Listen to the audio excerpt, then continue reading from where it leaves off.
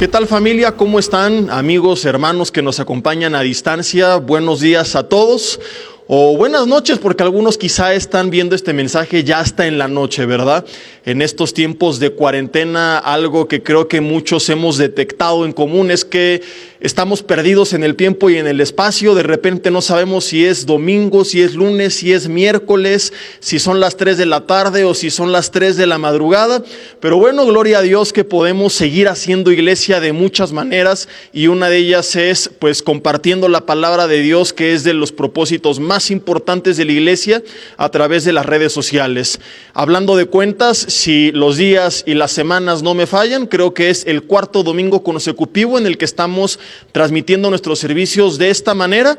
Así que les damos a todos la bienvenida. Les animo, como siempre, a que antes de entrar de lleno al mensaje, llame a su familia, no importa si son o no creyentes, sobórnelos ahí en casa. Si no quieren escuchar la palabra, prepárele su alimento favorito, ofrézcale al marido una torta de tamal, permítale a los hijos comer helado, dulces el día de hoy, haga lo que tenga que hacer, pero que no se pierda nadie en casa la oportunidad de escuchar de la palabra de Dios. Y si no quieren, pues entonces conecte su computadora o su teléfono a la televisión, a las bocinas que más fuerte truenen en casa, súbala a todo volumen para que hasta los vecinos escuchen la palabra de Dios y que retumbe en toda la cuadra.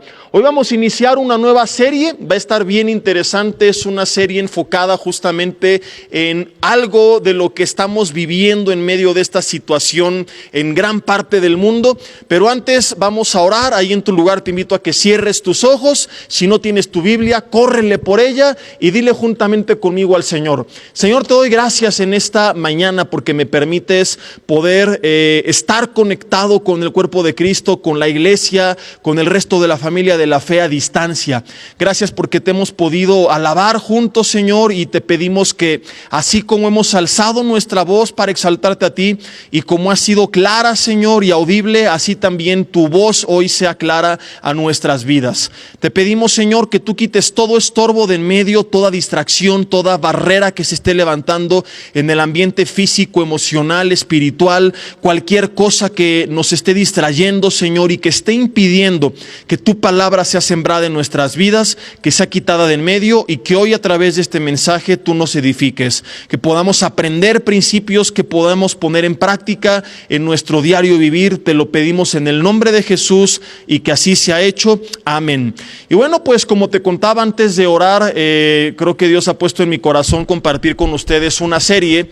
Yo estaba antes de la cuarentena compartiendo en Vida Nueva para el Mundo, Metepec, Toluca y en Santa Fe una serie de mensajes dirigidos a la familia. Hemos hecho una pausa en esta serie, y quiero durante la cuarentena, las siguientes 6 u 8 semanas, que es lo que estamos calculando según los informes de gobernación, al menos en nuestro país, en México, es el tiempo que va a durar. Y durante este tiempo quiero compartir una serie de principios que nos van a ayudar mucho para lo que estamos viviendo, pero sobre todo para lo que vendrá.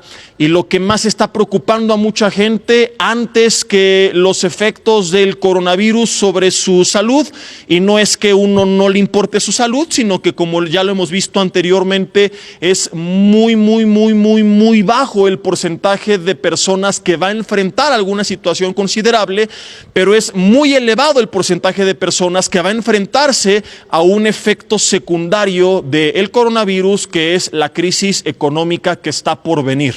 Está pronosticado, está proyectado por los economistas más importantes y reconocidos que estamos a días de enfrentar una de las crisis más grandes en la historia de la humanidad.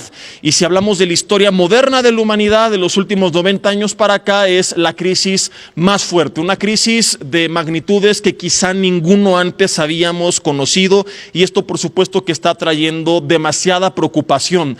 ¿Qué es lo que voy a hacer cuando termine la cuarentena? ¿Voy a regresar o no a mi trabajo? ¿Me van a pagar o no me van a pagar? ¿Qué va a pasar con mi negocio? ¿Cómo le voy a hacer para solventar los gastos de mi negocio, de la empresa, la renta del local, la renta de la casa, el pago de las cuentas? Preguntas como han estado girando en torno en nuestra mente, en nuestros oídos los últimos días, y por eso es que yo he decidido, y creo que esto no nace de mí sino del Señor, compartir contigo una serie que he titulado Crisis. Repito, estamos iniciando el día de hoy una serie que titularemos Crisis. Yo estaré compartiendo un mensaje a la semana. A veces el mensaje será transmitido en el servicio del domingo, cuando me toque a mí estar en el rol dominical, y cuando no sea así, estaré compartiendo en algún otro día de la semana, viernes o sábado como mensaje especial, y tú a través de las redes sociales de la congregación, de la iglesia de Vida Nueva para el Mundo, podrás estar al tanto no solo de esto, sino de toda la programación de conferencias que estamos llevando a cabo, todo el cuerpo pastoral de Vida Nueva para el Mundo, para ustedes, literalmente de lunes a domingo, prácticamente todo el día. El tema número 1 de esta serie lo he titulado La fe no es como te la han contado. Es lo que vamos a ver en esta mañana. La fe no es como te lo han contado. Y sé que muchos en casa conocen bastante acerca de lo que la Biblia dice con relación a la fe, pero quiero hablar de la fe aplicada en tiempos de crisis. No se trata de hacer un estudio teológico y exhaustivo acerca del significado de la fe, sino que lo que yo pretendo con este primer mensaje es enseñarte el verdadero papel de la fe en medio de la crisis, que es muy distinto a lo que la iglesia, y cuando hablo de la iglesia no me refiero a Vida Nueva para el Mundo, sino la iglesia en términos generales, el cuerpo de Cristo en todo el mundo conoce acerca de la fe. Vivimos en tiempos donde mucha gente se ha desviado del evangelio, donde se predica un evangelio amoldado a el gusto del ser humano, y donde la fe que se predica no es la fe que enseña la Biblia, y es de lo que quiero hablar en esta tarde, porque el gran peligro, querido amigo, querido hermano, de no saber qué es lo que realmente dice la Biblia acerca de la fe en tiempos de crisis, pues es que tú termines decepcionado preguntándote ¿por qué me pasó esto si yo tuve fe? Bueno, porque te enseñaron un concepto erróneo acerca de la fe, una fe totalmente humanista, una fe que enseña hoy la teología de la prosperidad, que es muy distinto a lo que la Biblia nos enseña. Y quiero como ejemplo tomar la historia que nos narra la Biblia en el primer libro de Reyes, capítulo 18.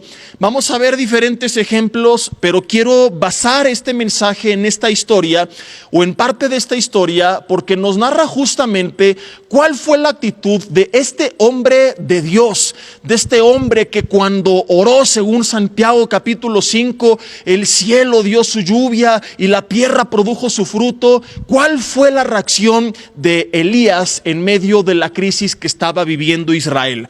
Así que abre tu Biblia ahí en casa, en el primer libro de los Reyes, capítulo 18, y deja allí un separador, y te quiero contar antes de leer cuál es el contexto de esta historia. En este contexto, la tierra tiene 3 años y medio sin lluvia, por orden de Dios. Elías se había presentado anteriormente ante el rey Acab y le dijo que por orden de Dios iba a dejar de llover sobre la tierra.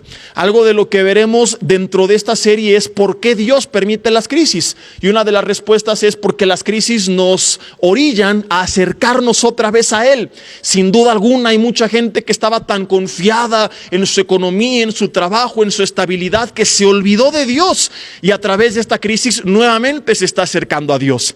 Así que veremos cosas bien interesantes en esta serie. ¿Por qué permite Dios la crisis? El último de los mensajes será cómo salir de la crisis, cómo puedo salir de deudas y de esta situación tan difícil que está ahogando a tanta gente, pero esto lo veremos después. Mientras tanto, te continúo contando la historia. Dios permite, o Dios envía esta sequía. Es una disciplina, es un tiempo de quebrantamiento, es un tiempo de reflexión para el pueblo de Israel, pero la ausencia de lluvia naturalmente trajo crisis. La lluvia en la Biblia representa la bendición de Dios, y la lluvia en la Biblia traía en esos tiempos también la bendición de Dios. O sea que no solamente la lluvia es algo figurativo, sino que también de forma literal la lluvia traía bendición, la ausencia de lluvia traía crisis. ¿Por qué? Porque en ese tiempo la gente, estamos hablando miles de años atrás, cuando no podían hacer home office, porque tú no puedes sembrar el campo desde casa a través de una computadora, la gente se dedicaba principalmente, querida familia, a la agricultura y a la ganadería. Y ambos oficios requieren sí o sí de agua. Si tú no tienes agua, no tienes entonces cómo alimentar a los animales, no tienes cómo regar la tierra, por lo tanto no tienes cómo obtener el fruto de lo que te da lo que has sembrado en la tierra. Sin lluvia había crisis. Por eso que Santiago 5, cuando nos habla de forma paralela de esta oración que hizo Elías para que volviera a llover sobre la tierra, oración que estamos por leer, Santiago 5 dice que cuando Elías oró, el cielo dio su lluvia, ojo con este término, y la tierra produjo su fruto, lo cual confirma que yo no estoy equivocado. La tierra durante todo ese tiempo no había fructificado, había escasez, había crisis. Digan conmigo en casa, había crisis. Estaban de una u otra manera en una situación muy similar a la que estamos viviendo o a la que estamos por enfrentar. Estaba el pueblo de Israel en tiempos de crisis, sin lluvia, sin fruto, sin alimento. 3 años y medio después, que yo anhelo con todo mi corazón que no nos dure tanto tiempo, pero este fue el tiempo que ellos pasaron de crisis. 3 años y medio después, Dios habla a Elías, lo envía a regresar con Acab y a decirle que Dios va a volver a enviar la lluvia sobre la tierra. Pero antes de que llueva sobre la tierra o de que Elías ore para que Dios envíe la lluvia, se establece un reto. Acab tenía un grupo de 450 profetas falsos que adoraban a Baal, que era un ídolo, un dios falso por supuesto. Y Acab le dice a Elías, mira, tú vas a clamar a tu Dios y estos hombres van a clamar a Baal. Y el que mande fuego del cielo de tal manera que consuma un altar que vamos a edificar, ese es el Dios verdadero. Entonces Elías dice, está bien. Se construye el altar, los 450 profetas gritan, claman, danzan, se rasgan y no sucede nada. Representa el esfuerzo del ser humano, clamándole a sus ídolos, a sus dioses, ya sean de carne y hueso, o ya sea de tinta plasmado sobre un papel, o de yeso. A veces puede esto representar no solamente un ídolo de yeso, sino que a veces tú puedes poner tu confianza en algún ser humano, y tarde o temprano todo aquel en quien tú pusiste tu confianza, si no era Dios, te vas a dar cuenta que no tenía la capacidad de responderte. Por eso que es peligrosísimo vivir una vida puesta nuestra confianza en el hombre, en las instituciones, en el gobierno, en el mismo liderazgo y no en Dios, porque tarde o temprano las instituciones, el gobierno, el hombre y el liderazgo de la iglesia se va a ver incapacitado de poderte ayudar. Pero Dios siempre va a estar contigo. Elías entiende esto y Elías clama al Dios verdadero. Pero antes de clamar a Dios, Elías arregla el altar y la Biblia narra algo interesantísimo que es de donde nace lo que te quiero contar en este mensaje. Estamos en el primer libro de Reyes, capítulo 18, para aquellos que se van conectando, iniciando con la serie titulada Crisis. Y dice el versículo 30, primer libro de los Reyes, capítulo 18, versículo 30. Entonces dijo Elías a todo el pueblo, acérquense a mí, y todo el pueblo se le acercó, y Elías arregló el altar de Jehová que estaba arruinado. En el tiempo de crisis Dios nos llama también a arreglar nuestro altar, que es nuestra vida, a poner en orden cosas que estaban mal, como lo veremos en otro de los mensajes. Y tomando Elías, dice el versículo 31, 12 piedras conforme al número de las tribus de los hijos de Israel de Jacob, al cual había sido dada la palabra de Jehová diciendo, Israel será tu nombre. O sea que él va a hacer un sacrificio en nombre de todo el pueblo de Israel. Edificó, versículo 32, con las piedras un altar en el nombre de Jehová. Pero esto es lo que me llama mucho la atención, sobre todo por el contexto histórico en el cual estamos leyendo esta porción de la Biblia. Después hizo una zanja alrededor del altar en el que cupieran 2 medidas de grano. Ahora, si tú quieres anotar ahí en casa, esto es bien interesante. 2 medidas de grano es el equivalente a la mitad de 4 medidas de grano, por si lo quieres anotar. No falta el que no conoce un servidor y no sabe que estoy bromeando y lo está notando, ¿verdad? Obvio que 2 medidas de grano son la mitad de 2 medidas de grano. Es solamente para romper un poquito el hielo y que te relajes ahí en casa, y vamos a seguir leyendo el resto de la historia. Dice en el versículo 33 que preparó luego la leña y cortó el buey en pedazos y lo puso sobre la leña. Pero ve lo que dijo, versículo 34. Llenen 4 cántaros de agua. Y aquí sí te voy a decir en serio a lo que esto equivale. Lo otro era broma, esto es en serio. Y derrámenla sobre el holocausto y sobre la leña. Y una vez que lo hacen, dijo, háganlo otra vez. Y otra vez lo hicieron. Pero Elías volvió a decir, háganlo por tercera vez. Y dice el final del versículo 34 que lo hicieron por tercera vez. Y tanta era el agua que dice el 35, corría alrededor del altar y también se había llenado de agua la zanja. 4 cántaros la primera vez, 4 cántaros la segunda vez, 4 cántaros la tercera vez. En total, Elías ordenó derramar sobre el altar 12 cántaros. Ahora, saca tu calculadora y los que no reprobaron matemáticas, hagan conmigo la cuenta en mente. Cada cántaro equivale a 25 litros de agua. ¿Cuánto fue derramado sobre el altar si cada cántaro tiene 25 litros, y en total se derramaron 12 cántaros? Estamos hablando de más de 300 litros de agua. Para que tú te des una idea, este es el equivalente a 15 garrafones de Bonafont o de Electropura, o si eres fresa, de Los Ángeles o Santa María, o el agua que sea que tú tomes. Todos los garrafones tienen la misma cantidad, y el agua que se derramó sobre el altar era el equivalente a 15 garrafones de agua.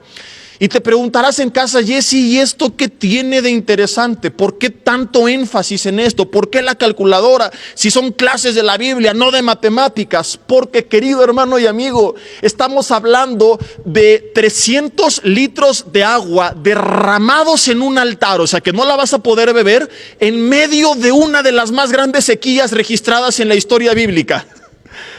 300 litros de agua cuando tienes a un pueblo que hace 3 años y medio no ve llover del cielo. Un pueblo que necesita esa agua para poder cultivar, para poder trabajar, para poder salir un poco de la crisis en la cual se encontraban. Estamos hablando, repito, según Santiago 5, cuando afirma que la tierra, cuando vino la lluvia, dio su fruto, de una tierra que no estaba dando fruto porque no tenía agua. Entonces tú ponte en el lugar de los habitantes de Israel, porque todo el pueblo estaba reunido y ven que llega el profeta y están esperando a lo mejor que él, como los profetas modernos, los teólogos de la prosperidad, los Power Rangers del evangelio, lo digo sarcásticamente porque a veces así se presenta, ¿no? Como si tuvieran más poder que el mismo Jesús, que no respetan la soberanía de Dios y que al contrario le ordenan a Dios, que incluso tienen el cinismo de decirle, y no recibiremos uno por respuesta.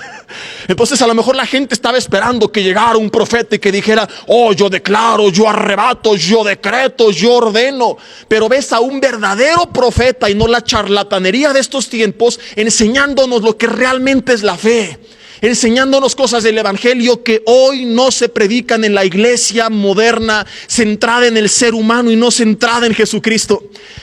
300 litros de agua derramados en un tiempo de escasez de agua es una locura.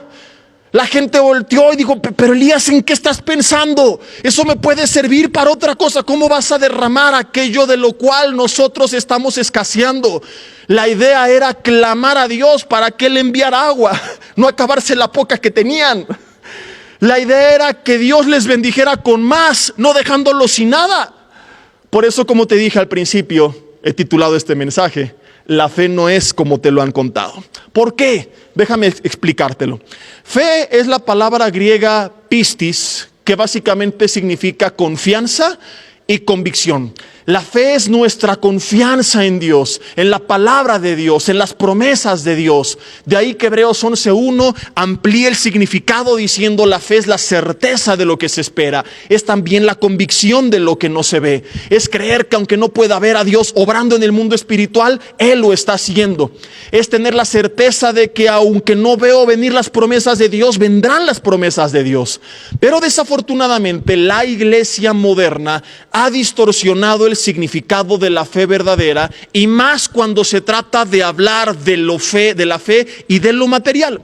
Porque cuando nosotros nos encontramos con tiempos de crisis, el gran peligro de no entender lo que realmente es la fe aplicada a la crisis, el gran peligro es que la iglesia intenta poner en práctica su fe, pero ni siquiera sabe cómo, porque le han enseñado mal, al menos en lo que se refiere a la fe aplicada en la crisis o la fe aplicada en cuanto a lo material.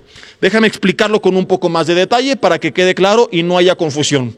A muchos les han enseñado a orar de la siguiente manera: dime sí o no en casa, estoy en lo cierto. Y aclaro, no lo digo con afán de criticar, de querernos sentir superiores o mejores, porque creo que hay quien lo hace sinceramente equivocado y oramos que Dios les hable, porque todos nos hemos equivocado en algo. Lo digo simplemente como ilustración para enseñar. Lo digo simplemente porque hay gente que está siguiendo este mensaje, que piensa que orar de la manera que voy a explicar es orar con fe. Y esta forma de oración no es sinónimo de fe. Te voy a demostrar que es más bien sinónimo de idolatría. Es sinónimo de que tu confianza está puesta en lo material. Ahí te va. Lo enseño y luego lo explico. ¿Cómo es que actualmente se acostumbra a orar mucha gente? Con los siguientes términos: arrebato y seguido de algo material, ¿o no? Es más, ya está de moda ordenarle al diablo que les devuelva lo que les robó y 7 veces más. Entonces la gente ya no está clamando al Dios de los cielos, le está dando órdenes al diablo. Perdió su comunión con Dios porque ahora platica con el diablo para ordenarle que le devuelva lo que le robó, pero platica con él y ya no con el Señor. Ya su confianza no está puesta en la provisión de Dios, sino en la autoridad que tengo para que el diablo me regrese lo que me robó. Algo que no encontramos de forma clara y concisa en toda la Biblia. Pero así ora la gente hoy en día, porque así se enseña a orar, con términos como estos: arrebato y declaro, reclamo, visualizo, declaro, decreto, confieso. Ya estamos a nada de hacer amarres bíblicos. O sea, 10 años más y si esto sigue igual, al rato van a ser amarres bíblicos. No existe, pero para allá va la iglesia. ¿Qué es lo que sucede? Que la gente en términos generales comienza a creer que la fe, cuando hablamos de la fe aplicada a la crisis o a lo material, que la fe es creer que vas a recibir todo lo que quieres. La gente piensa que si cree y tiene confianza en que va a tener y va a recibir todo lo que decretó, lo que visualizó, lo que declaró, lo que arrebató, lo que confesó, está teniendo fe. Pero hoy, querido amigo, te voy a demostrar que eso no es fe. Que la fe no es creer que tú vas a obtener todo lo que quieres. Escúchame. La fe es creer que aún en el peor de los casos, que perdieras todo lo que tienes, escúchame, Dios no va a dejar de proveerte todo lo que tú necesitas. Si podemos resumir este mensaje en una frase, es esta: la fe no es creer que vas a recibir todo lo que quieres.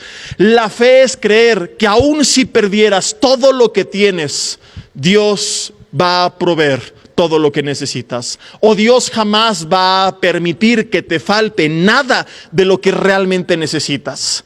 Mira, es muy fácil hablar de una supuesta y, por cierto, falsa confianza en Dios cuando tu oración está puesta en pedir, está enfocada en lo que vas a recibir. Pero lo que yo aprendo de la Biblia es que mi fe va a ser probada no en la medida que yo tenga la capacidad de pedirlo todo, sino en la medida que yo tenga la capacidad de rendirlo todo y aún así seguir confiando en Dios. Aclaro, Aunque nosotros creemos en un Dios que da y que bendice, en que Jesús dijo que si nosotros como malos padres sabemos dar buenas dádivas a nuestros hijos, cuánto más vuestro Padre que esté en los cielos. Creemos en Romanos 8:32 que dice que si nos dio a Cristo, ¿cómo no nos dará juntamente con Él todas las cosas? Creemos en Tercera de Juan, capítulo 1, primeros 2 versículos, que la Biblia dice: amado, yo deseo que seas prosperado, que significa que avances en todas las cosas, así como tengas salud y prospera tu alma. Sí creemos en ese Dios, pero lo que yo quiero enseñarte, lo que estoy intentando transmitir, es que la fe no se mide inicialmente en la cantidad de lo que tú crees que puedes recibir. No es de que, como yo creí que voy a recibir, tengo fe, porque es muy fácil poner la confianza en práctica cuando se trata de recibir, cuando tu mente está enfocada en tener más y más y más. Pero ¿qué tal cuando tu fe es probada? Y por eso digo, la fe se mide inicialmente no en la cantidad de lo que tú estás esperando recibir, sino de lo que estás dispuesto a rendir, de lo que estás dispuesto a entregar. Y aclaro que no estoy hablando de lo material, porque no falta ahí el hermano que dice: ya me van a pedir dinero. Primera de Simba 10:12 dice que el león cree que todos son de su condición. No estoy hablando de eso, ni voy para allá. El tiempo de las ofrendas ya pasó. Repito y explico.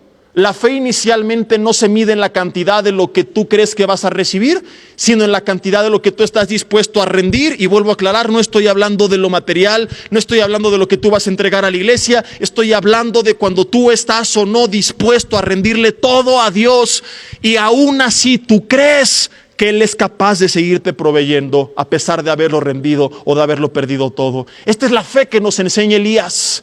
Él dice: Señor, es tanta mi confianza en ti que antes de pedírtelo todo te lo rindo. Es tanta mi confianza en que tú no vas a permitir que me falte nada, que todo lo que tengo aquí está derramado en el altar. Él no llegó y dijo: sí, yo creo que voy a recibir y declaro y decreto y confieso y arrebato. No. Elías dijo: Señor, creo y confío tanto en ti que si quieres una muestra, una evidencia de que mi confianza no está puesta en el agua que va a venir, sino en el Dios que abre las ventanas de los cielos, la poca agua que nos queda aquí está derramada en el altar. Esta es la fe que deberíamos de tener en tiempos de crisis. Una fe que es caracterizada porque el creyente está consciente que aún si Dios le pidiera todo, el coche, la casa, el empleo, la cuenta bancaria, servimos a un Dios que sigue teniendo control sobre el universo para abrir las ventanas de los cielos y que nada nos falte, aún a pesar de que probablemente estemos en las peores circunstancias. Déjame contarte otra historia y seguir explicando de esto. Ahí mismo en el primer libro de los Reyes, capítulo 17, versículo 8, antes de todo esto vino palabra a Elías y le dijo Dios: vete a Sarepta y ahí mora una mujer, una viuda, y yo le he dado la orden que te sustente. Elías llegó y estaba la mujer recogiendo leña, y él la llamó y le dijo: te ruego que me traigas un poco del agua en un vaso para que beba. Ella fue y se la trajo, y él le dijo entonces en el versículo 11: ahora dame un bocado de pan. Ella le dijo: vive Jehová tu Dios que no tengo pan cocido, solamente un puñado de harina tengo en la tinaja y un poco de aceite en una vasija, y ahora recogía 2 leños. Ve la tragedia de esta mujer. Esto es crisis. Para entrar y prepararlo para mí y para mi hijo, para que lo comamos y nos dejemos morir. Iba a morir de lo que se conoce como inanición, que es de hambre. Elías le dijo: no tengas temor, ve y haz como has dicho, pero hazme a mí primero de ello una pequeña torta cocida debajo de la ceniza y tráemela, y después harás para ti y para tu hijo. Cuando tú lees esta historia, si nunca antes la has leído y no conoces lo que va a pasar, sí o no es natural que digas: ¿qué le pasa a este hombre? Este hombre es un hombre de Dios, porque aparentemente no se está comportando como tal. Llegas con una mujer viuda y la mayoría esperaría que Elías llegara con despensas a su casa, pero en vez de eso Elías llega y le dice: ok, no te preocupes, es el último que te queda, de todas formas dámelo a mí y no te va a pasar nada a ti y a tu hijo, luego preparas para ustedes, pero ahorita démelo a mí. Ahora, no es que Elías se esté comportando del original hebreo gandaya, sino que nos está dando la Biblia aquí una gran lección. Elías era el profeta. En ese entonces Dios hablaba a través de profetas. Actualmente tenemos la palabra de Dios. Entonces, cuando la mujer obedece a Elías, es una representación del cristiano que le hace caso a la palabra de Dios de forma incondicional, aún ante el absurdo. Porque vamos a ver que la mujer obedeció y es maravilloso lo que sucedió después. ¿Y esto qué representa? No al cristiano que tiene la capacidad de decretar con poder, sino que tiene la capacidad de obedecer a la palabra de Dios, aunque suene absurdo, como lo que te estoy predicando en esta mañana. ¿Cómo confiar en Dios a pesar de que no tengo nada? Si es lo que la Biblia te manda, que por nada estés afanoso. Y escribe Pablo esto desde la cárcel, Filipenses 4:7. Que no dejes que tu mente se contamine, que pienses en lo puro, lo honesto, lo bueno, lo amable, lo que es digno de alabanza, si hay virtud alguna. Filipenses 4, del 7 al 8. La palabra de Dios nos manda a no estar afanados, presentar delante de Dios toda nuestra carga, buscar al Señor y a su reino y su justicia primeramente, y la promesa es que todo lo demás después nos va a ser añadido. Y en estos tiempos de cuarentena hay mucha gente que no ha buscado a Dios todavía, ni aún así se han humillado delante de Dios, porque están todavía afanados, preocupados. ¿Qué voy a pasar? ¿Cómo voy a pagar? ¿En qué voy a trabajar? ¿Qué va a suceder con el negocio? Y no estás creyendo en la palabra de Dios. Y sin ese paso inicial de fe, que consiste en rendirlo todo y buscarle a Él primeramente y confiar en Él, no va a haber la promesa que viene después. La mujer obedece a la voz profética. La mujer obedece a la palabra de Dios. Y dice el versículo 15 que ella fue e hizo como le dijo Elías. Ella fue e hizo como le dijo el profeta. Repito, insisto, representa al cristiano que va y le hace como Dios dice que le haga. Y comió él, sorpresa, y ella y su casa muchos días. Uy, uy, uy. Ay, ay, ay. Este es el poder de Dios, trayendo una provisión sobrenatural cuando su pueblo es capaz de obedecerle, aún ante lo absurdo. Cuando su pueblo es capaz de rendirle todo lo que tiene. Y repito, no estoy hablando de que lo mandes a la iglesia, no te vayas por las tortas. Estoy hablando de que tu confianza es tan grande en Dios, que no estás orando, decreto que no perderé la casa y declaro que se multiplicará el negocio, sino que estás orando, Señor, te pido que tú guardes la casa y el negocio, pero aún si me los pides, aquí están. Porque mi confianza no está puesta en lo que me dé el negocio, sino el Dios que me proveyó el negocio. Pierdo el negocio, pero no tu presencia. Pierdo la casa, pero no el abrigo del Altísimo. Mi confianza, mi refugio, eres tú. Y es entonces cuando crees en Dios, que eres capaz de decirle, y pase lo que pase, yo me mantengo firme y en obediencia como esta mujer, porque tú eres mi seguridad. Porque tú eres como David, quien también enfrentó muchas crisis, le dijo, mi torre fuerte, mi castillo, esperanza mía, a ti clamaré, en ti esperaré, tu nombre invocaré. El cristiano que confía en Dios es capaz de mantenerse firme aun cuando lo ha perdido todo, porque sabe que hay algo que ninguna crisis le puede arrebatar, que es la presencia de Dios. Y con la presencia de Dios estará la provisión de Dios. Quizás, como te lo dije hace rato, no dándote todo lo que quieres, pero sí proveyéndote todo lo que tú necesitas. De hecho, Romanos 12:2 dice que su voluntad es buena, agradable y perfecta. Y esta palabra perfecta del griego teleios significa completa. O sea que en el plan de Dios para tu vida, la Biblia no dice que está todo lo que quieres incluido, pero sí menciona que no falta nada de lo que tú necesitas. Cuando habla de completa, significa que no falta nada. Tampoco sobra algo que no es necesario, pero lo que tú necesitas, allí va a estar. Comió esta mujer, comió su hijo, comió el profeta muchos días. Y además de esto, la Biblia dice que días después su hijo se enferma y Dios a través de Elías lo resucita. Dice el versículo 16, y la harina de la tinaja no escaseó, ni el aceite de la vasija menguó, conforme a la palabra que Jehová había dicho por Elías. Lección de oro. La viuda de Sarepta entregó su última comida antes de recibir comida ilimitada. ¿Qué vino primero? ¿La confianza en todo lo que vendría? ¿O la muestra de una fe verdadera y una confianza en la palabra de Dios a través del profeta, rindiendo al presente y momentáneamente todo lo que tenía.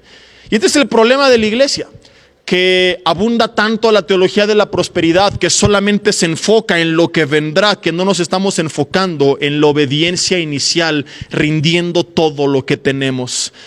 Y quien quiera que tú leas en la Biblia, te vas a encontrar que antes de recibir de parte de Dios lo que Dios tenía para ellos, son hombres y mujeres que estuvieron dispuestos y dispuestas primeramente a creerle tanto a Dios que le rindieron todo. Te cuento algunos ejemplos sin profundizar. Los discípulos, antes de convertirse en los apóstoles que viajaron y predicaron la palabra por todo el mundo, primeramente dejaron las redes, sus oficios, sus empleos, el banco de los tributos, lo que sea que cada quien hiciera, y confió en Dios. Siguieron a un Jesús que les dijo: el Hijo del Hombre no tiene techo donde poner su cabeza, las zorras tienen guarida, yo ni siquiera eso. Aún así quieren seguirme, y lo siguieron, pusieron su confianza en Él. Tenemos a Abraham, que antes de convertirse en Abraham, era Abram, antes de ser el padre de multitudes. Dios le dijo: deja tu tierra y tu parentela, y la dejó, y se arriesgó a irse sin saber a dónde, simplemente porque su confianza estaba puesta en la voz de Dios. Era tan grande su confianza que aún estuvo dispuesto a entregar a su propio hijo, porque creía que Dios podía resucitarlo. Era tan grande su confianza en la voz de Dios que le dijo: dejo mi tierra, dejo mi parentela, ¿quieres mi hijo también? Aquí está. No como los cristianos de hoy en día: ay, Señor, ¿por qué no has salvado a mi hijo? Ay, se fue al hospital, ¿y qué tal si no sana? ¿Y qué tal que ahí se queda mi marido? Y no sé qué y no sé cuánto, porque no estamos confiando en Dios. Porque realmente quizá ni siquiera Dios es nuestro Dios, es solamente el pretexto de muchos para tener lo que quieren, pero no les interesa a Él en lo más mínimo. El apóstol Pablo, antes, cuando era Saulo de Tarso, abandonó todo: su reputación, su reconocimiento, sus bienes, todo, dice él, lo ha estimado como pérdida, como basura por amor a Cristo. Tienes a Daniel, que antes de convertirse en un gobernante poderoso, renunció a la comida del rey, renunció a la propuesta del rey de Babilonia. Moisés, que antes de regresar y hacer milagros en el nombre del Señor, renuncia a la comodidad de Egipto. ¿Te das cuenta cuál es el común denominador de todos estos hombres? Los tres amigos de Daniel, Esther, antes de ser promovidos, renunciaron a su comodidad, a su propia vida, y se arriesgaron a morir para obedecer a Dios. Y así, querido amigo, yo podría seguir todo el día con una lista de prácticamente todos los hombres y mujeres de Dios de los que la Biblia nos habla con un poco de detalle, y el común denominador que encontramos en todos ellos y en todas ellas es que su fe no se caracterizaba por cómo arrebataban, por cómo decretaban, por cómo confesaban, por cómo decían me visualizo. Su fe se caracterizaba porque confiaban tanto en Dios que estuvieron dispuestos a perderlo todo si era necesario, a olvidarlo todo y entregar sus sueños, sus bienes, su vida, su familia, porque confiaban en Jehová Jireh, que significa Dios proveerá. Él era su Dios, Él es nuestro Dios. Y cuando tú confías en que este es uno de los nombres con el cual le llama la Biblia, Jehová Jireh, el Señor proveerá, eres capaz como ellos de decir: Señor, lo rindo todo, lo entrego todo, porque mi confianza no está en lo material ni en lo humano, mi confianza está puesta en ti, y a ti no te perderé jamás. Eres capaz de estar dispuesto a entregarlo todo, o aceptar que se pierda todo, porque sabes, crees y demuestras que lo que realmente necesitas, Dios te lo va a dar. Hoy la iglesia piensa que la fe se limita a creer que Dios puede dárselo todo. Y no estoy diciendo que esto no es parte de lo que es la fe, pero sí que hay una fe mayor, que es estar dispuesto a rendirlo todo y aún así creer que Él puede seguirte sustentando. En cambio, cuando tú te acercas y pides, pero no estás dispuesto a rendirlo todo, y te enojas con Dios, y hay gente ahorita que está tal vez enojada, fría, apática, alejada espiritualmente por la crisis que está viviendo. Esto es evidencia, esto es muestra de que no estás confiando realmente en Dios, sino en lo material que le estás pidiendo a Dios. de que Dios es solamente un intermediario entre tú y tu verdadero Dios, que es lo material. Tu ídolo son los bienes y Dios solamente es un pretexto, un intermediario a través del cual intentas conservarlos. Déjame explicarte esto con ejemplos reales, actuales, prácticos. Porque a lo mejor tú dices, yo no me identifico con esta mujer, no tengo vasija, ni pan, ni aceite, no sé hacer pan, solamente me sé comer el pan. Dile a tu marido, te está hablando el pastor, porque por su fruto los conoceréis, y algunos traen unos frutototototes, ¿verdad? Hay algunos que, por ejemplo, están orando para no perder la casa. Y claro que Dios puede hacerlo. Quizás tú dices, tengo fe porque creo que Dios puede hacerlo. Ok, te hago una pregunta. ¿Qué harías si Dios no lo hiciera? ¿Qué harías si Dios permitiera que perdieras la casa? ¿Significa que Dios no te respondió? Porque hasta donde yo sé, Jesús dijo que la promesa de Dios, Mateo 6:33, es que todas estas cosas, techo, vestido y alimento, nos van a ser añadidas, pero nunca dijo de qué manera o en qué consistiría la naturaleza de esta promesa. Dicho de otra forma, techo no me va a faltar. Que sea propio, prestado, hipotecado, rentado, es algo distinto. Pero mucha gente no está aferrada a la promesa de Dios, ve la promesa de Dios como un pretexto para aferrarse a lo que realmente le interesa, que son las posesiones materiales. Y no estoy diciendo que esté mal, yo estoy pagando una hipoteca también. Entonces, estás pagando y tú crees que Dios puede proveerte, ok, pero ¿qué sucedería si de repente no lo hiciera? ¿Estarías dispuesto a seguirle amando, a seguirle buscando, aunque perdiste esa propiedad? Dios es testigo que yo le he dicho, Señor, te pido que tú proveas, pero si algún día me la pides, aquí está. Porque yo no estoy aferrado a un pedazo de paredes hechas de ladrillo, con varas y con cemento, que aquí de todas formas se van a quedar. Yo estoy aferrado al Dios que provee para pagar eso, y si no provee para que sea tuyo, proveerá para que lo rentes, o proveerá a alguien que te preste, pero de alguna u otra forma tú vas a ver su mano sobre tu vida. Hay gente que no lo entiende y que se enoja, y yo conozco gente que ha apostatado de la fe cuando pasó un tiempo de crisis. ¿Por qué Dios me quitó el negocio? ¿Y por qué, si es bueno, no me conservó la casa? ¿Y por qué permitió que me corrieran injustamente? Y sabes algo, una oración basada en el Padre Nuestro, que sí nos enseña a pedir su bendición, pero que también nos enseña a respetar su soberanía y decir que se haga tu voluntad como en los cielos, también en la tierra. Una oración basada en este modelo del Padre Nuestro consistiría no en decirle solamente, yo creo que tú me puedes conservar la casa y declaro que no la perderé y la arrebato al diablo. No, una verdadera oración de fe. Le diría, Señor, yo creo que tú puedes hacer un milagro y proveer de tal forma que yo la conserve. Y es lo que anhela mi corazón, si te soy honesto. Pero si por alguna razón, como lo veremos en esta serie, porque quieres cambiar mi dirección, porque quieres tratar con mi vida, porque me quieres llevar a otro lugar, esto no sucede y me pides el pedazo de ladrillos con varillas y cemento, Señor, no me voy a amargar, no me voy a deprimir, porque como te decía hace rato, sea propia, prestada, rentada, hipotecada, liquidada, pero techo, vestido y alimento jamás me faltará. Ya si el vestido es marca Lacoste y tiene un cocodrilo, o es la costeña y tiene una iguana que parece que está drogada, es otra cosa. Pero de que tendrás vestido, tendrás vestido. Si es langosta o frijol con gorgojo, o las enfrijoladas de Anaí. Pero de que tendrás que comer, tendrás que comer. Yo te contaba hace poco a la familia que se congrega en la iglesia local de Toluca, Santa Fe, que hace muchos años vivimos como familia una crisis muy fuerte en Mérida. Y hubo un tiempo en el que mi mamá tenía en el jardín un árbol de limones y un árbol de aguacates, y tenían unas cafeterías en la escuela donde estudiábamos, y bueno, está toda la historia un poco más amplia en otro mensaje. Y les decía que aún en medio de la crisis, de una u otra forma, Dios nunca permitió que nos faltara lo que necesitábamos.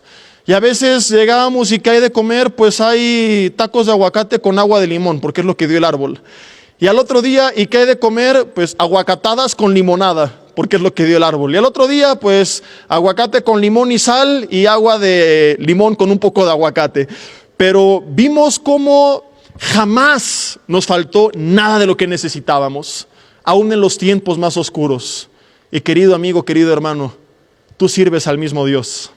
¿Quieres que te ponga esto más drástico? Olvídate de nuestra crisis. El pueblo de Israel, cuando salió de Egipto, salieron 600,000 hombres, dice la Biblia. Si tú le sumas sus esposas y sus hijos, hablas de 2 millones de personas. Dieron vueltas durante 40 años en el desierto, y aún así Dios enviaba maná del cielo. Dios mandaba agua de la roca. Aves con carne les llegó a enviar. Dios mandaba durante el día una columna de nube que los protegía del sol fuerte del desierto, y representa el techo, la protección de Dios. En la noche esa columna era una columna de fuego que les daba calor y que los protegía del frío extremo del desierto. Su vestido no envejeció. 40 años dando vueltas en el desierto. Y es verdad, no se hospedaron en el Royal Jerusalem Resort and Spa, pero techo, vestido y alimento, lo que realmente necesitaban, no les faltó jamás. Y tú y yo servimos al mismo Dios. Dios es experto en sostener a su pueblo en medio de las crisis. Esto que se avecina no lo está sorprendiendo a Él. Tu vida sigue estando en sus manos, como estuvo la vida de estos israelitas. ¿Te imaginas a Dios allá arriba afligido? ¿Y ahora qué voy a hacer con mi pueblo? Ve nada más, viene una crisis como nunca antes la ha visto el mundo en los últimos 100 años de la historia de la humanidad, jamás conocida por la humanidad moderna. ¿Qué voy a hacer? Tantos desempleos, tantos negocios cerrados. A ver, ángeles, Miguel, Gabriel, vengan, ayúdenme, ¿qué hacemos? No tenemos palancas ahí en el nuevo gobierno. No, Señor, aquí no conocemos a nadie en este nuevo gobierno, Señor, nada más invocan chamanes. Ay, perdón. No conocemos a nadie, estaba diciendo, Padre, ¿y qué hacemos? Si no, mira, pues ya ni modo que les dé coronavirus a todos los cristianos, que se mueran y que se vengan para acá. ¿Tú te imaginas a Dios así? Entonces no sería Dios. Yo no veo en la Biblia a Dios afligido, estresado, pensando qué hacer. Luego reinando, gobernando con poder, con sabiduría, con magnificencia. Él está al tanto de la situación, Él sabe lo que va a pasar y sabe cómo actuar en medio de lo que va a pasar, y es experto en proveer a su pueblo, aún en las situaciones, en los escenarios más adversos, en las situaciones más difíciles.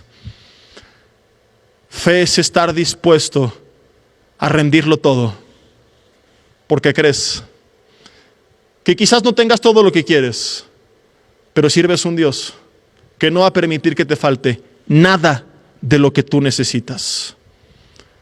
Regresando al ejemplo de la oración.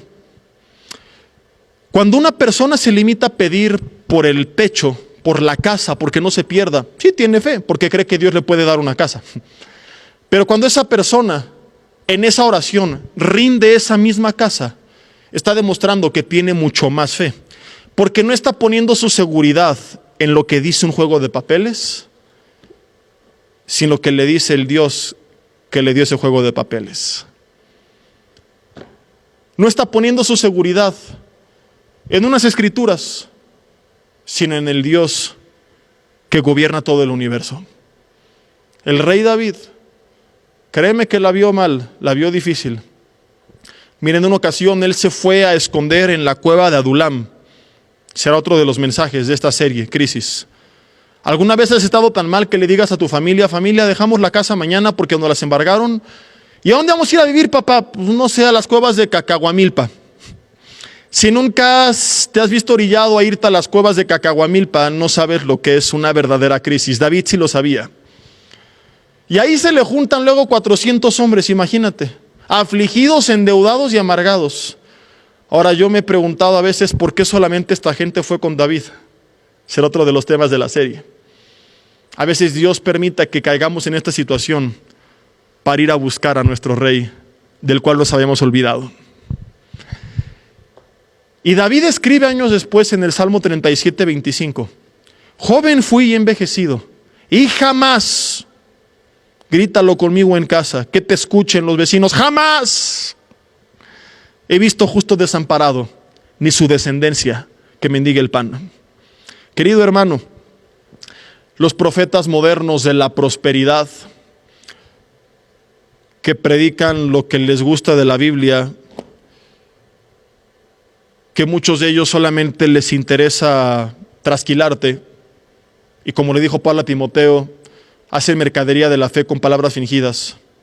Quizá te han dicho, no va a pasar nada, todo va a estar bien, no vas a perder nada, Dios te va a dar más, vienen los mejores tiempos. Y a mí me encanta cómo Dios es experto en humillar la soberbia del hombre, porque te contaba hace como un mes que antes de que todo esto empezara, yo fui a una reunión con varios pastores de diferentes iglesias y el pastor invitado estaba profetizando, entre comillas, que venían tiempos de abundancia económica cual nunca antes habían visto, que venían tiempos de provisión material.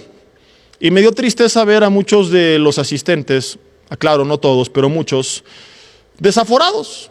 Amén, recibo, declaro, sí, y es tiempo de cambiar la casa y recibe el coche y la ropa y todo, sí, amén. Y ¡pum! Dios doblega nuestro orgullo, soberbia. Y meses después nos encontramos a la vuelta de la esquina con que lo que se prevé no es un tiempo de bendición como la que él dijo y como la que muchos anunciaban a principios de año, sino una crisis cual nunca antes ha visto la humanidad moderna. Entonces, contrario a lo que te han dicho, tengo que ser honesto y decirte porque he visto en la Biblia que hubo gente que amaba a Dios y que Dios permitió que tuvieran pérdidas, comenzando por la iglesia primitiva que en la persecución lo perdió todo. Y los ejemplos que te conté hace rato también, Daniel, sus amigos, Abraham, Job, etcétera, etcétera, etcétera. La lista es interminable. Quizá pierdas el negocio, quizá pierdas el empleo, quizá pierdas el auto, quizá pierdas la casa.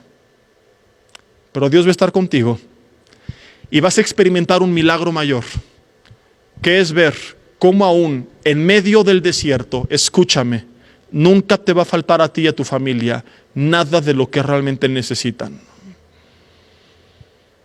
Y quizás sea un testimonio poderoso decir, Dios me conservó la casa y el trabajo, pero créeme que es más poderoso decir, lo perdí todo, pero no me ha faltado nada. Y esto es solamente el poder de Dios y la provisión de Dios. Es más poderoso voltear con tus amigos, con tus vecinos y que te vean alegres, sonriendo, con paz. Pero ¿por qué estás así si lo perdiste todo? Estás equivocado. Aún conservo lo más importante, que es el Espíritu Santo de Dios. Su dunami, su poder, su presencia, su palabra, su favor, su bendición. Él está conmigo y si lo tengo a Él, lo tengo todo. No tengo todas estas cosas que antes tenía, podrás decir, pero me mantengo firme porque tengo al Dios que proveyó de todo esto. Y aunque es milagroso para algunos decir, Dios me ayudó a conservar todo esto, será más milagroso que tú puedas decir, aún a pesar de haberlo perdido todo, no me falta absolutamente nada. Y la gente va a conocer a través de tu vida que uno de sus nombres es Jehová Jireh, que el Señor proveerá. Y podrás testificar como David, joven fui y envejecido. Y como él dijo, pasé por desiertos, por crisis, por cuevas. Tú podrás decir, y pasé por la crisis del 94, y por la del 98, y por la del 2020, y no sé cuántas vengan más. Pero nunca he visto justo desamparado. Y escúchame, tu descendencia no va a mendigar el pan. Tus hijos no van a andar mendigando el pan.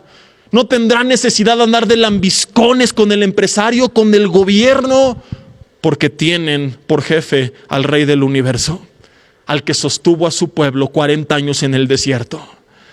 Ahora otro ejemplo similar al de la casa, el empleo. Se requiere fe para creer que Dios puede ayudarte a conservarlo, pero se requiere más fe para creer que puede proveerte todo lo que necesitas con o sin empleo. Aclaro, sin empleo por causas ajenas a ti. No se trata de que vayas y renuncies y digas, como Jehová Jireh, me sigo la cuarentena 3 años más. No, cada uno trabajando sosegadamente, dice la Biblia, coma su propio pan. Concluyo con esto, si me apoyan con el teclado, por favor. Cuando tú dejas de aferrarte y de amargarte por lo que perdiste y eres capaz de renunciar genuinamente a todo porque confías en Dios, de decirle, Señor, te pido que tú me ayudes, pero si en tu voluntad está esto incluido y tú permites que yo pierda esto, aquello y lo otro, tú vas a ver las ventanas de los cielos abiertas sobre tu vida y la provisión de Dios aún en los tiempos más oscuros. Pero mientras tú sigas aferrado a las cosas, a las personas más que a Dios, seguirás sin ver el poder de Dios, porque lo que tú piensas que es fe, la Biblia le llama idolatría. Porque idolatría es poner tu confianza en algo o en alguien que no es Dios.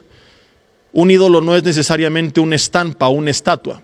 Es cualquier persona, cualquier situación, cualquier cosa, cualquier negocio en donde descansa tu fe, tu seguridad, tu paz, tu esperanza y que está reemplazando en tu vida el lugar que le pertenece a Dios. Eso es un ídolo, un Dios falso.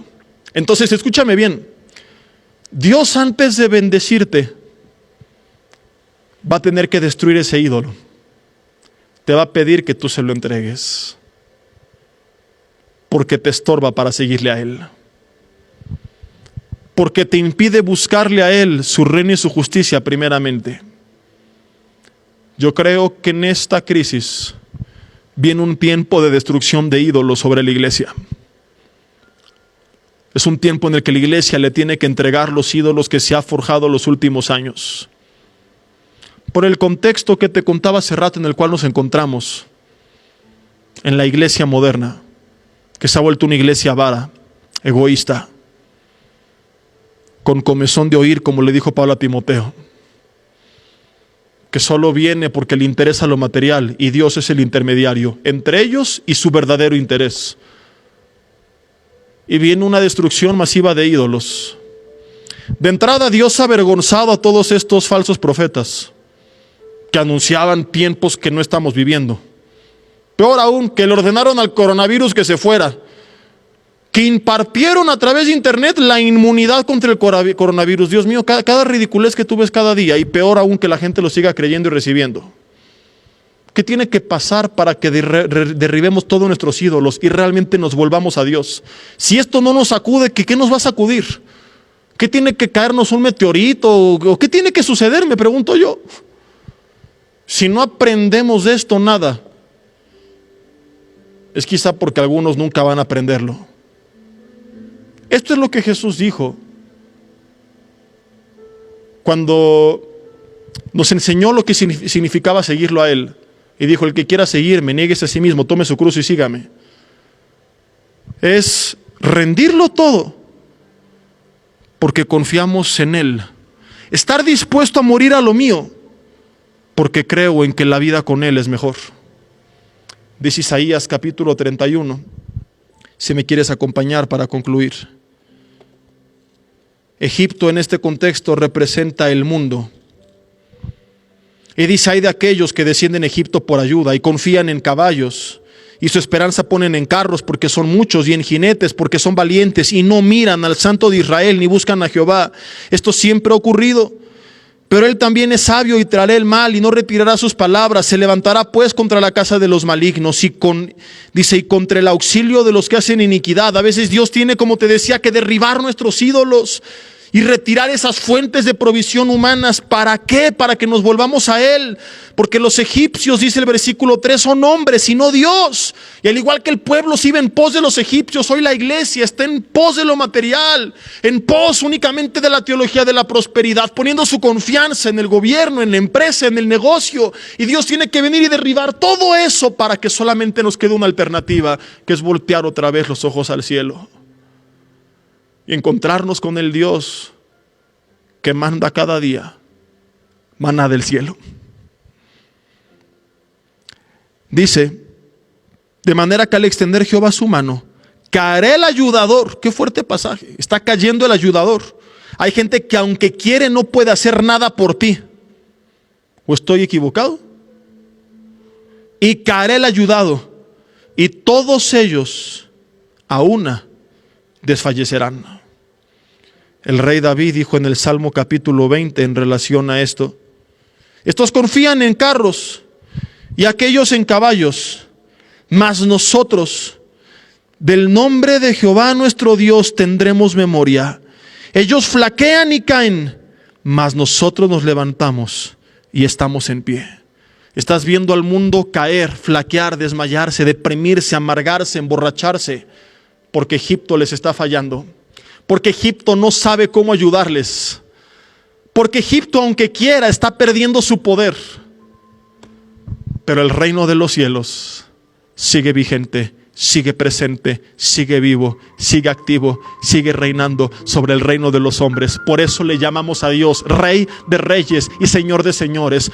Porque a lo mejor el Señor terrenal no puede hacer nada. El Rey terrenal no puede o no quiere hacer nada. Pero aun cuando te falle, el Señor de la tierra y el Rey de la tierra entiende, tú sirves al Rey de esos reyes, al Señor de esos señores, que es Jesucristo. Pon tu mirada en Él y créeme, vas a ver su mano en medio de la crisis. Vas a conocer que su nombre es Jehová Jireh. Cierra tus ojos ahí en tu lugar, en casa, y dile conmigo: Señor, te doy gracias por tu palabra en esta mañana, tarde ya.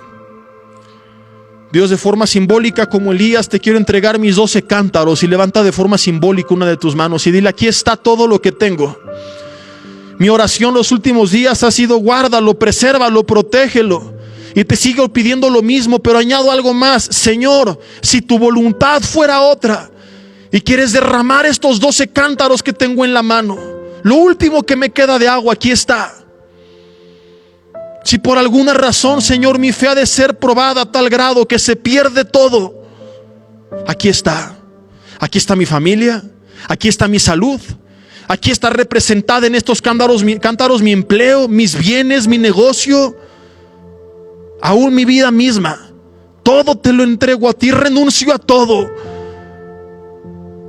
como lo hicieron Abraham, Daniel, sus amigos, David, los discípulos, Job, toda la gente, Señor, de la cual hoy hemos hablado un poco, y tantos otros casos actuales y de tiempo atrás en la Biblia, donde en medio de la crisis demostraron lo que era la fe verdadera. Yo quiero seguir su ejemplo y decirte que confío tanto en ti, que aquí está todo, Señor. Te lo rindo a ti, lo confío en ti, porque descanso en que tú proveerás todo lo que mi familia y yo necesitamos. Quizás no venga todo lo que quiero, tal vez sí, no lo sé, pero mi seguridad está puesta en que no me faltará nada de lo que realmente necesito.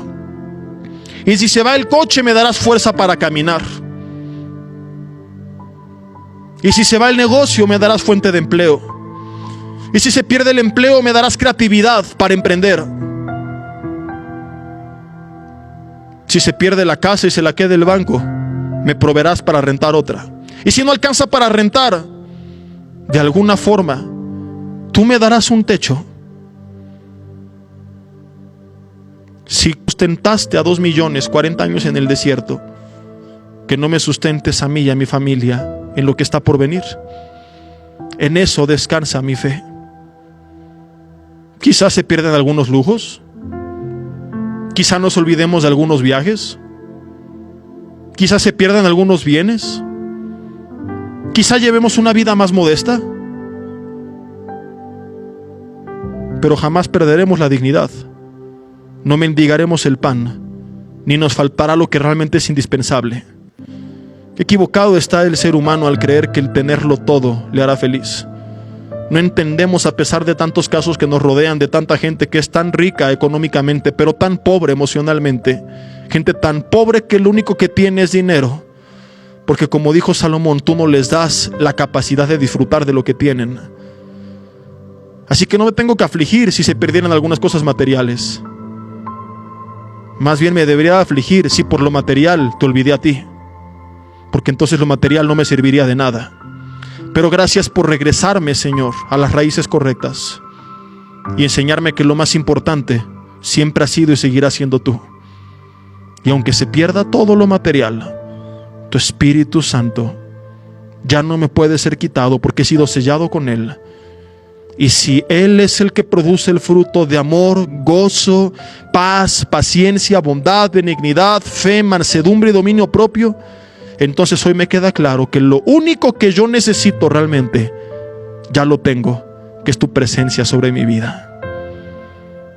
Dios, yo te pido por tu iglesia, donde quiera que estén, que tú les fortalezcas en los tiempos difíciles que vendrán, que tú les des sabiduría, dirección, y mi anhelo es provisión. Mi anhelo, Señor, humanamente hablando, es que aquello por lo cual han trabajado no se pierda, que se mantenga y se multiplique. Pero si tú por alguna razón permitieras que pasemos por un tiempo de crisis, te pido, Señor, y sé que esto es sí o sí, porque esta es tu palabra, no es decreto de hombre, es decreto de Dios, que ellos busquen tu reino y tu justicia primeramente, y techo, vestido y alimento jamás les falte. Que descansen en eso, en que su familia no va a morir de hambre, en que su descendencia no mendigará el pan. Te pido que así sea hecho, Señor, en el nombre de Cristo Jesús. Amén. Vida Nueva para el Mundo se sostiene y propaga el mensaje de salvación de Jesucristo gracias a Dios y a tus donativos. Llevemos juntos el Evangelio de Jesucristo al mundo entero. Realizamos eventos, seminarios, congresos y diferentes programas para dar a conocer el mensaje de salvación y el poder de nuestro Señor, transformando y edificando vidas de mujeres, hombres, niños alrededor del mundo. ¿Qué pasa cuando decides hacer tu donativo?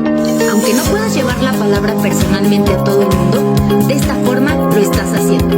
Con tus donativos o aportaciones, estás sembrando y formando parte de lo que Dios está haciendo en su obra. Estás ayudando a traer luz a la oscuridad, paz al conflicto y esperanza a los que no tienen ninguna. Dona desde México.